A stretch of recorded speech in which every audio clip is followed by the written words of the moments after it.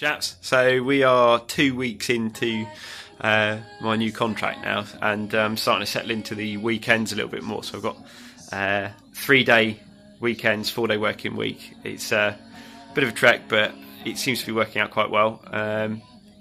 So got back last night, got kids and things sorted this morning, and now back out in the garage again. So the past, I suppose 2-3 weeks, it's probably been about 3 weeks since the last video, I've been working on the wiring loom, and it's been going quite well, really. I mean, I'm doing the best I can with the facilities I've got, and with the budget I've got as well.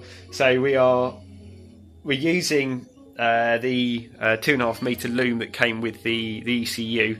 So that's a pre-terminated set of wires which are all pinned up ready but not attached to anything, which is then has to be laid out.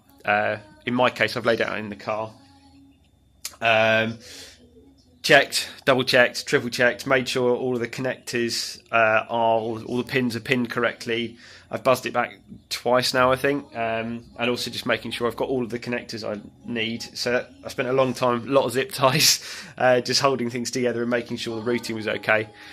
I've bound it now using Tessa tape, which is I think it's either nylon or polyester, but it's a woven tape specifically for wiring looms. And it's a very neat solution which works well for DIY builds like my own, rather than having meters of Raychem and what have you to try and shrink the whole lot together. I'm still using a self-adhesive heat shrink, but I'm certainly not using Raychem because my budget doesn't stretch that far. Mine was ordered from China, and actually it's very good. I mean, I'm really impressed with it. It does exactly what it says on the tin. It's a waterproof self-adhesive heat shrink. So any sections of the loom where I've got wires coming out, I've split it using the Tessa tape and then overshrunk it using the heat shrink itself. And so this is where we are with the loom. You can see, so it comes in from the bulkhead over there. I think you can see it. Yeah, so you can just see the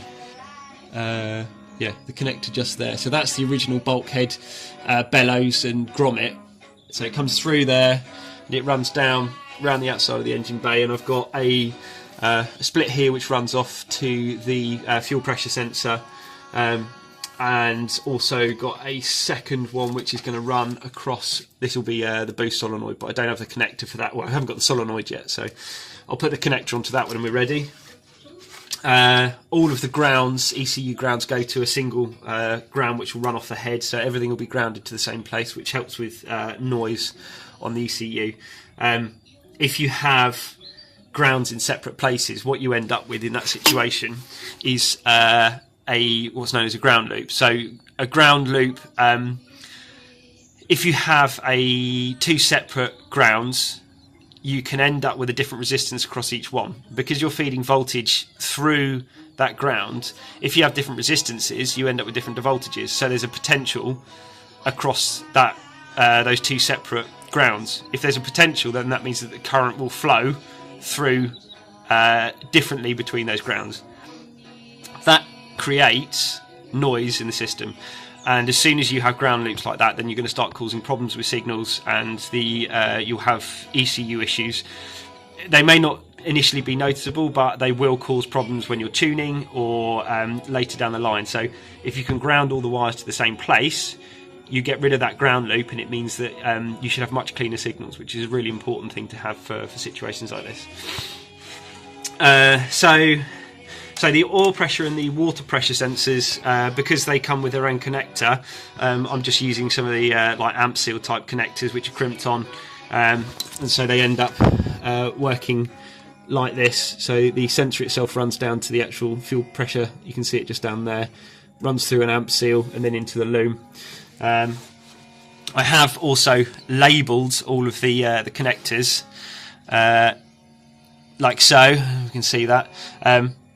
Again, I haven't got a printing machine, so what I've done is I've got white heat shrink, permanent marker, written the label on, and then overshrunk that whole thing with a piece of clear self-adhesive heat shrink as well.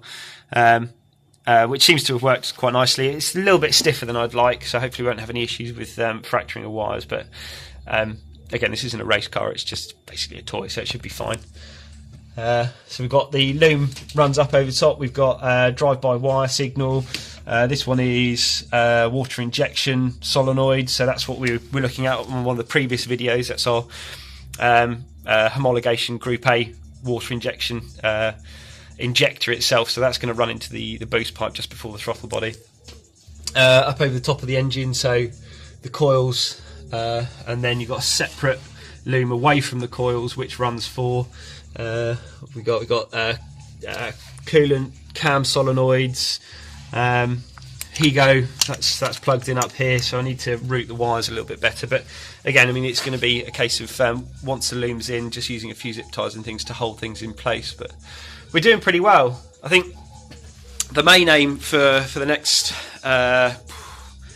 couple of weeks, really, I've got to get the starter system sorted. So that's a chassis Loom issue. So I need to run. I've got the large gauge cable which runs straight from the battery.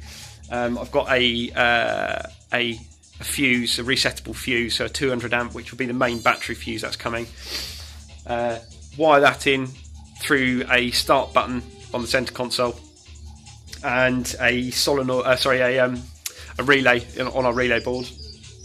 That will then be able to fire the starter, and we'll have an engine that cranks, which is good.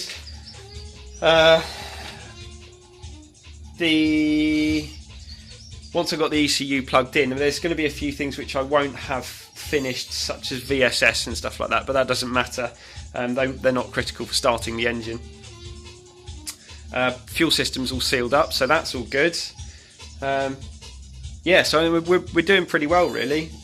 I think we're going to be on track for our startup in probably 2 to 3 weeks' time, which will set me middle of February, which is about right, really. But, yeah. So crack on this weekend, get some more done, and I'll probably give you another update next week. Thanks very much, chaps. Bye.